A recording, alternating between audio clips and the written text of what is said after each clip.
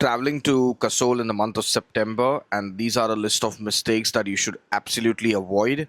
Number one is leaving trash along the trail if you're going hiking or along the forest area of Kasol. Make sure whatever trash you have, you put it back in a garbage bag and bring it back to your hotel or your homestay. Number two is expecting the cafes to be open all night, which is not going to be the case. The month of September is a quiet month, so the cutoff time for most of the places to close would be by 10:30, 11. Number three is going trekking without checking the forecast. Now make sure that you have checked the forecast online and also double checked it with the locals because it can rain anytime in the month of September. Number four is not carrying enough cash. Even though UPI payments are accepted everywhere, there can be network outages while traveling. So make sure that you have at least, I would say, 4 to 5,000 rupees cash on you for the entire trip.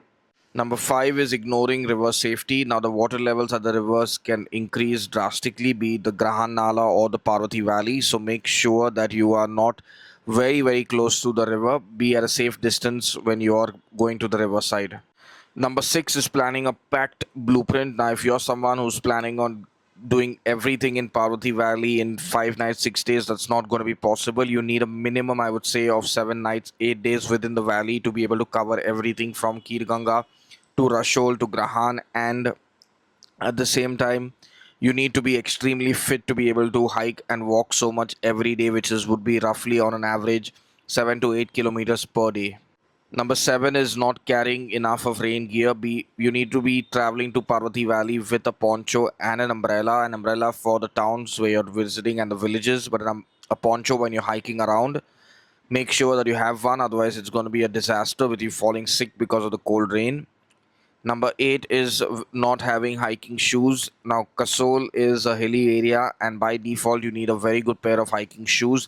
Do not come to Kasol with a pair of, I would say, city shoes because they're going to end up getting ripped apart, and then you will be stranded over there.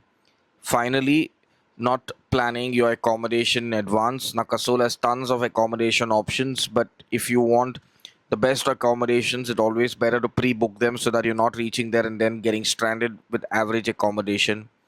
Now remember, the month of September is a fabulous time to visit Kasol because the weather is transitioning from monsoon and it's getting into the drier seasons. But just be prepared because in Kasol it can rain any time of the year.